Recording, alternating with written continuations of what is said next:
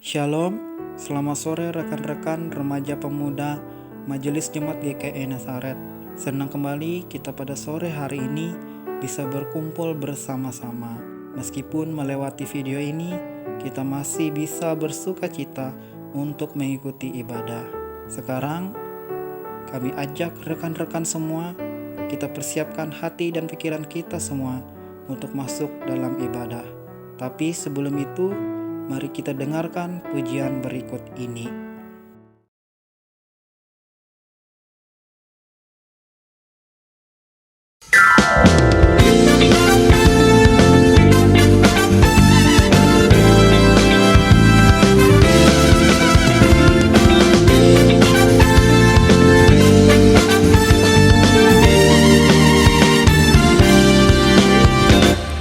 Yesus memanggil, mari segera ikutlah jalan selamat bakal.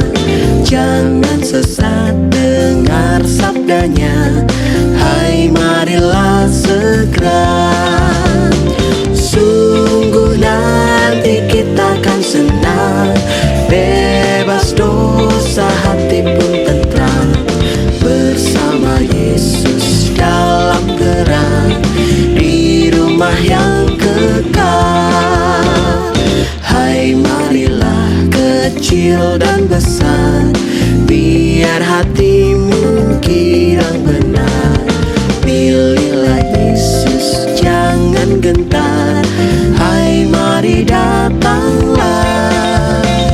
Sungguh nanti kita akan senang, bebas dosa, hati pun tentram, bersama Yesus dalam terang di rumah yang kekal.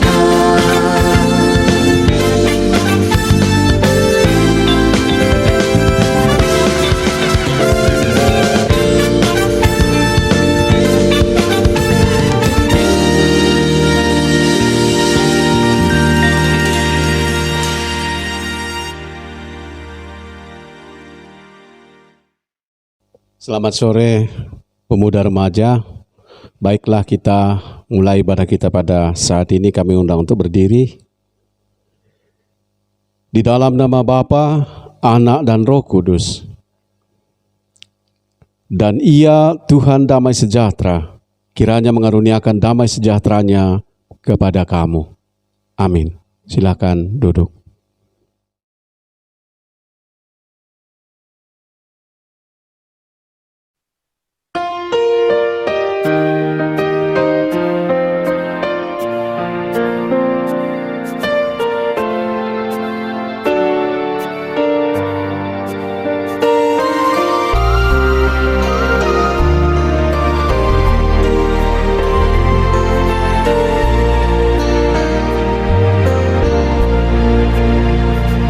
Burung pun kau perhatikan, dan tanganmu menjagaku.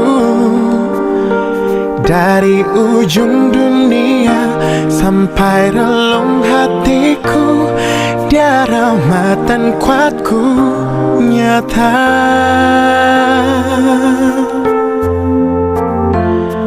Kau memilihku Tuhan, semua malaikat tahu. Untuk kemuliaan-Mu menjadi saksimu, penuh kasih dan anugerah-Mu. Dan ku berlari padamu, pada firman-Mu. Bukan kuat, bukan gagah, tapi oleh Roh Kudus, ya ku kan berlomba sampai ku pandang wajah-Mu. Biar ku hidup dalam kasih-Mu yang mulia.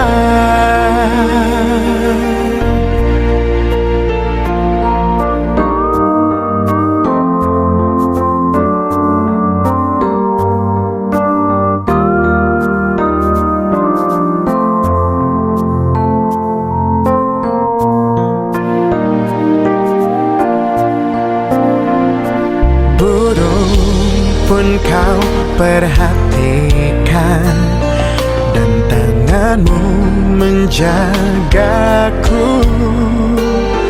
Dari ujung dunia sampai relung hatiku, dia rahmat dan kuatku nyata.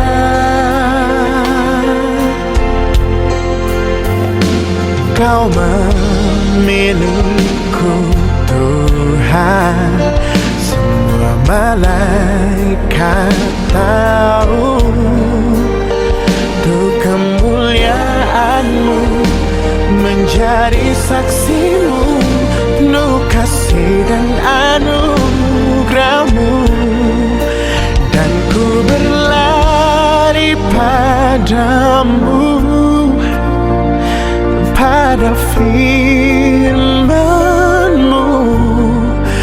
Bukan kuat, bukan gagah, tapi oleh Roh Kudus, ya ku kan berlomba sampai ku pandang wajah-Mu. Biar ku hidup dalam kasih-Mu yang mulia.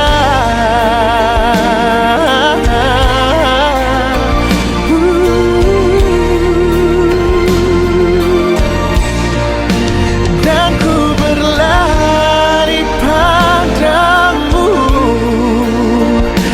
pada firman-Mu. Bukan kuat, bukan gagah, tapi oleh Roh Kudus, ya ku kan berlomba sampai ku pandang wajah-Mu.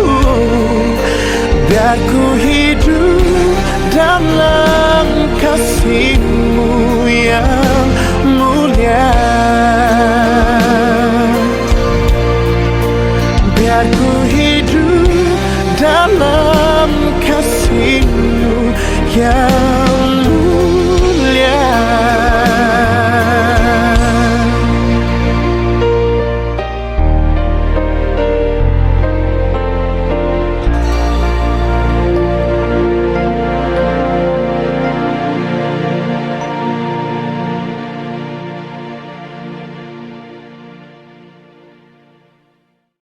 Baiklah pemuda remaja, sebelum kita membaca dan merenungkan akan firman Tuhan, kita mohon pertolongan daripada Allah di dalam doa.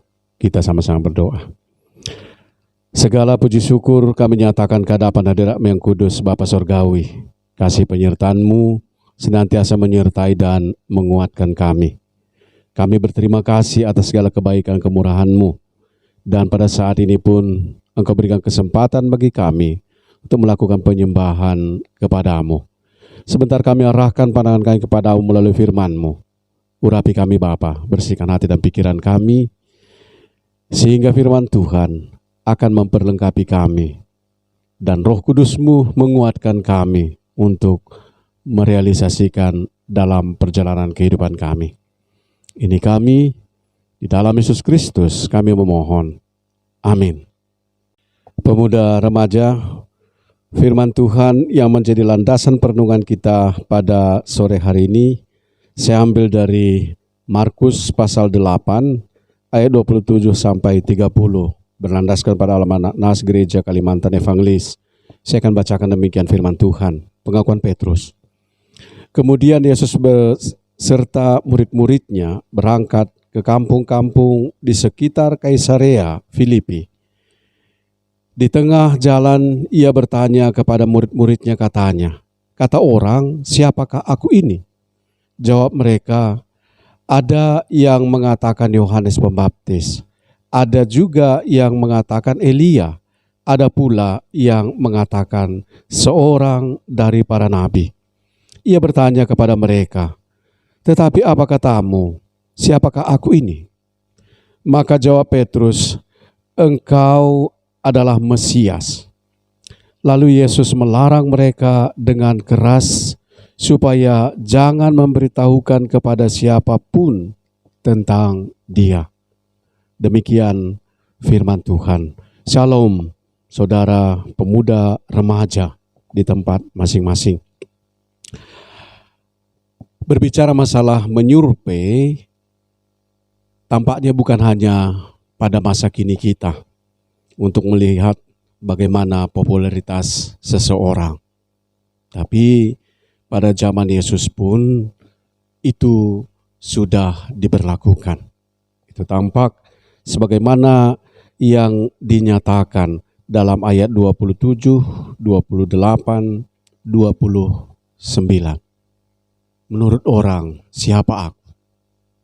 Ada yang mengatakan Elia, ada yang mengatakan Yohanes, ada yang mengatakan salah satu di antara nabi.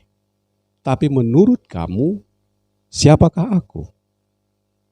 Lalu Petrus katakan, engkau adalah Mesias. Rekan pemuda remaja yang dikasihi oleh Tuhan. Survei yang dilakukan di tengah-tengah kehidupan orang banyak. Tetapi Yesus juga melakukan survei setelah beberapa saat beserta dengan murid-murid dan melakukan banyak hal di tengah-tengah pelayanan. Oleh sebab itu, dia pun menanya, menurut kamu siapa aku? Tampaknya Petrus menjawab dengan yakin dan percaya diri bahwa Yesus adalah Mesias. Mesias dalam pandangan orang Yahudi pada saat itu ialah seorang yang mempunyai kekuatan, yang mampu membebaskan dengan kekuatan yang lain.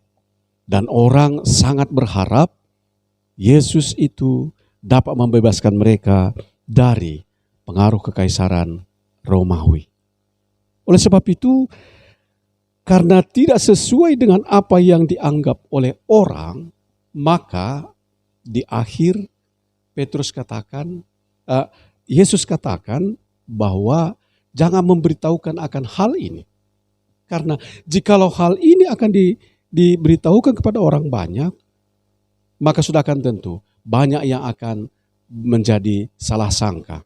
Dan termasuk penguasa pun di dalamnya akan bertindak dan menjadi ancaman bagi Yesus dan murid-muridnya. Sementara waktunya belum sampai, tugas dan tanggung jawab di dalam pengutusan di tengah-tengah dunia. Memang pada akhirnya dia juga harus melaksanakan tanggung jawab sebagai yang dikorbankan sebagai anak domba Allah itu. Tapi waktunya belum sampai. Oleh sebab itu, dalam ayat yang 30, dengan keras, Yesus melarang. Yesus menghardik supaya hal itu, kemesiasan itu, jangan dinyatakan. Karena orang akan pasti salah paham. Rekan pemuda yang dikasihi oleh Tuhan. Kalau kita mencoba untuk melihat di tengah-tengah kehidupan pada saat ini, apalagi saya yakin bagi anak muda suka akan menonton YouTube. Di YouTube banyak sekali kalau kita mencoba untuk melihat orang-orang yang katanya murtadin.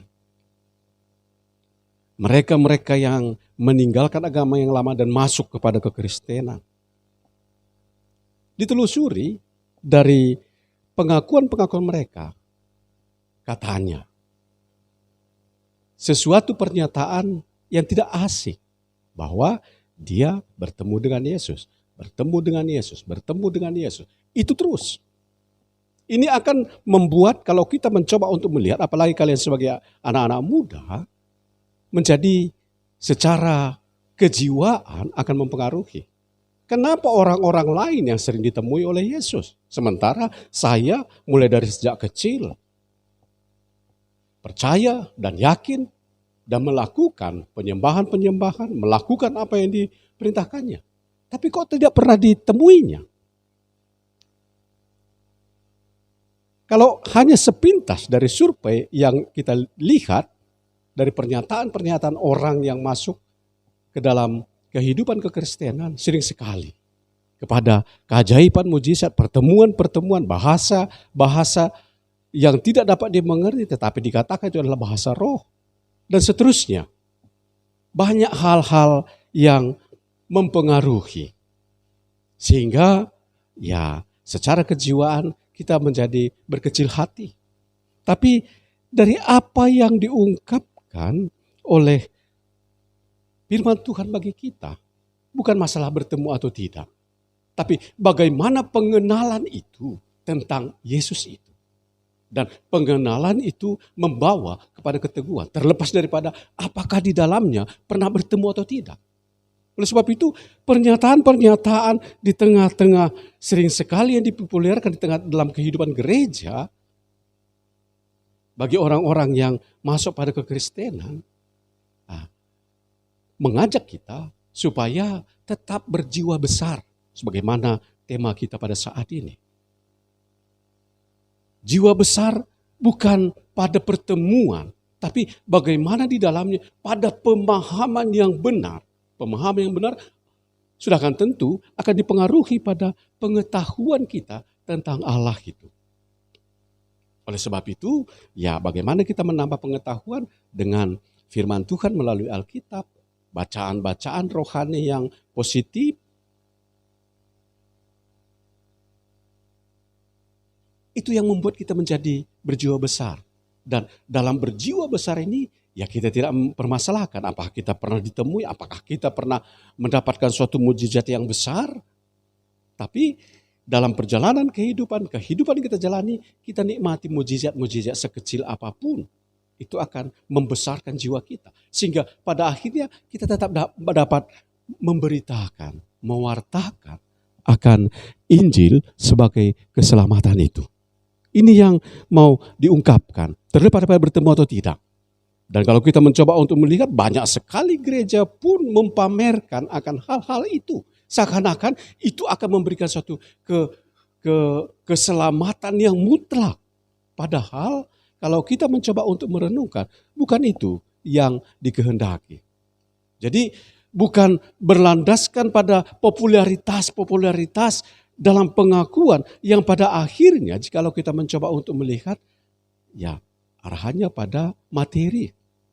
Gereja-gereja yang menyatakan banyak kuasa-kuasa mujizat, melakukan kebaktian kebangunan rohani, arahannya kepada materi yang didapatkan. Kepada bisnis. Itu yang sering sekali terjadi. Sementara Yesus kehendaki, bukan secara politis, bukan secara ekonomi, tapi bagaimana di dalamnya benar-benar mengenal Dia bagaikan seorang anak terhadap bapaknya. Jadi bukan hanya sekedar ya bapaknya bekerja di sini, bapaknya mempunyai istri ini, bapaknya bukan hanya sekedar itu, tapi apa yang disukai dan apa yang tidak disukai. Semua secara keseluruhan harus dikenal. Itu sebagai anak yang baik terhadap bapaknya. Rekan pemuda yang dikasih oleh Tuhan, ini yang mau dinyatakan. Bagaimana kita tetap dapat di dalamnya berjiwa besar. Terlepas daripada apakah kita pernah ditemui atau tidak. Kita membuat sebuah konsep bahwa orang-orang yang sesatlah yang akan ditemui oleh Allah. Sementara kita tetap berada pada jalan yang benar, Allah tidak memerlukan pertemuan dengan kita. Tetapi Dia akan memperlengkapi kita. Nah, di tengah-tengah kita tetap taat. Sesuai dengan kehendak dan firman-Nya. Ini yang dinyatakan dan harapan saya di tengah-tengah situasi kenangan akan penderitaan Kristus itu dalam masa-masa sengsara itu, kita pun dapat menyikapinya secara positif. Jadi bukan menuntut, tapi bagaimana di dalam mempersiapkan, memahami dan merasakan akan karya Allah itu.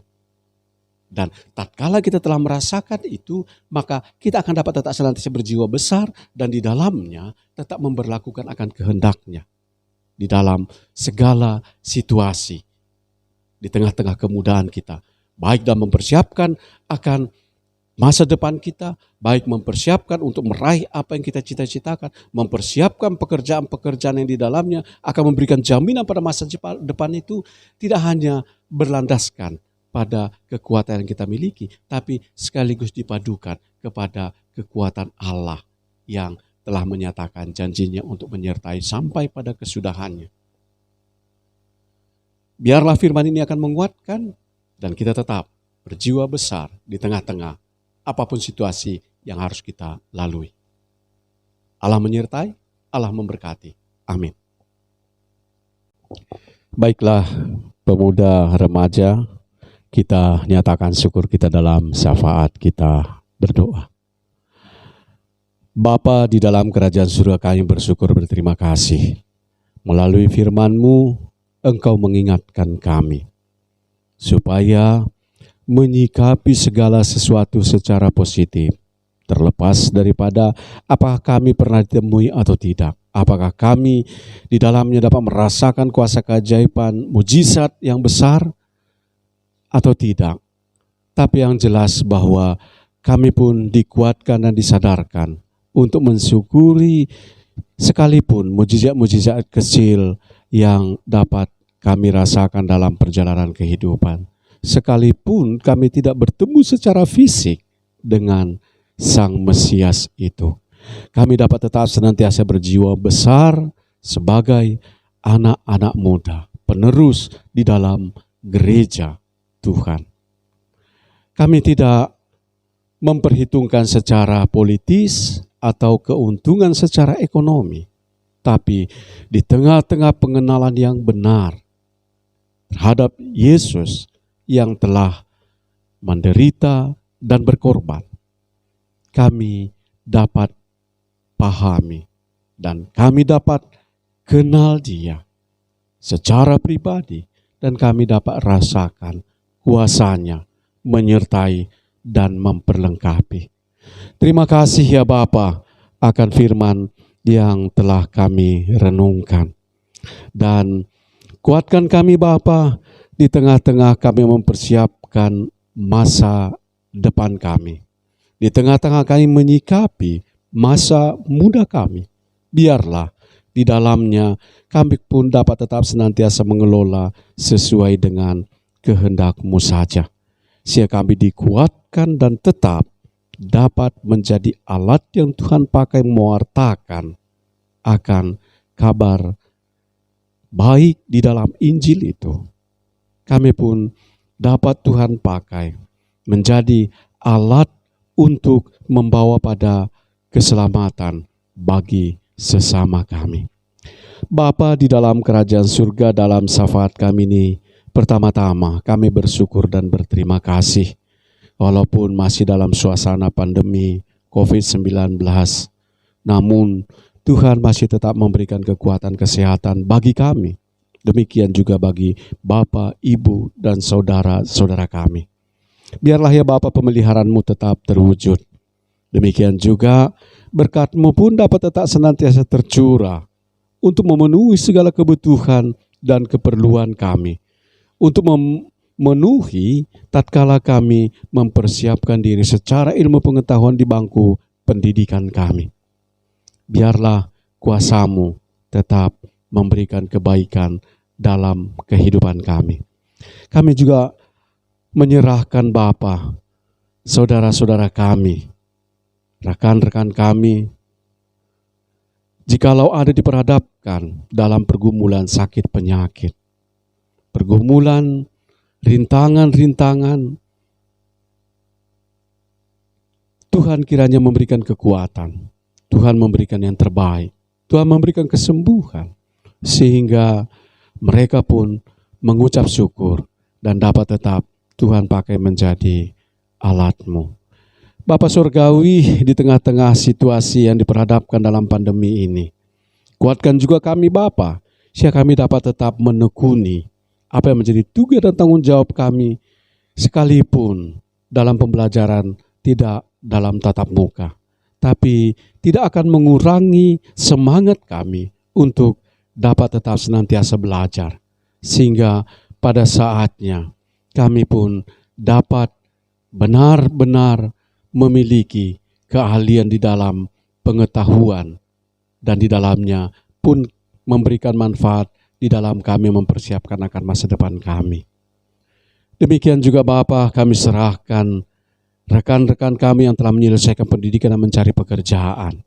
Tuhan kiranya hadir untuk mengaruniakan pekerjaan yang tepat bagi mereka, sehingga mereka pun bersama dengan Tuhan memiliki jaminan akan masa depan. Bersama dengan Tuhan, mereka pun dapat tetap dipakai menjadi alat dan saluran berkat bagi sesama. Bapa Surgawi, kami serahkan pemerintah bangsa dan negara kami. Tuhan kiranya memperlengkapi pemimpin kami dari tingkat pusat sampai ke daerah, sehingga segala putusan yang diambil akan memberikan manfaat yang positif bagi masyarakat. Langkah yang ditempuh di tengah-tengah mengatasi ekonomi dalam pandemi ini, di dalamnya juga akan mengangkat masyarakat menuju kepada kesejahteraan dan kemakmuran. Demikian juga Bapa, keamanan benar-benar memberikan kenyamanan bagi masyarakat. Bapa di dalam kerajaan surga, permohonan kami nyatakan dalam Yesus Kristus yang telah mengajar, kami berdoa. Bapa kami yang ada di surga, dikuduskanlah nama-Mu, datanglah kerajaan-Mu, jadilah kehendak-Mu di bumi seperti di surga. Berilah kami pada hari ini makanan kami yang secukupnya, dan ampuni kami akan kesalahan kami seperti kami juga mengampuni orang bersalah pada kami. Jangan bawa kami dalam pencobaan, tapi lepaskan kami dari yang jahat. Karena Engkau yang punya kerajaan dan kuasa dan kemuliaan sampai selama-lamanya. Amin.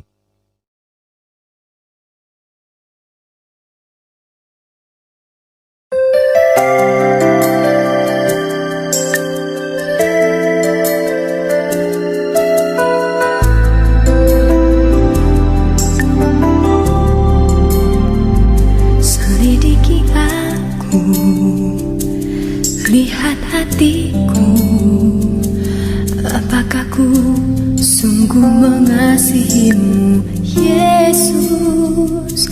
Kau yang Maha Tahu dan menilai hidupku, tak ada yang tersembunyi bagimu.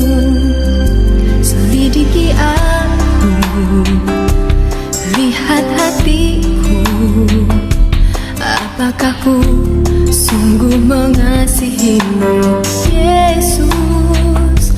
Kau yang Maha Tahu dan menilai hidupku, tak ada yang tersembunyi bagimu. Lah ku lihat kebaikanmu yang tak pernah habis di hidupku.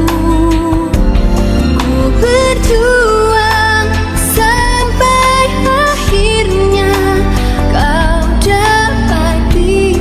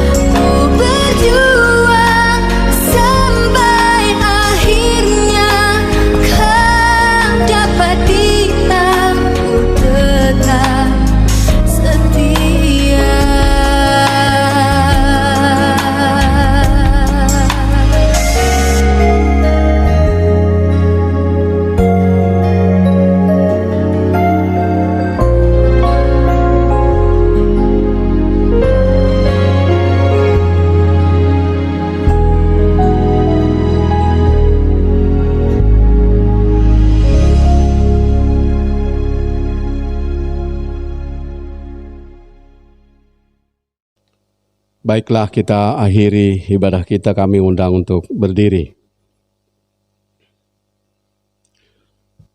Tuhan memberkati engkau dan melindungi engkau. Tuhan menyinari engkau dengan wajah-Nya dan memberi engkau kasih karunia.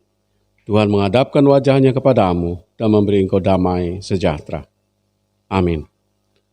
Silakan duduk kembali.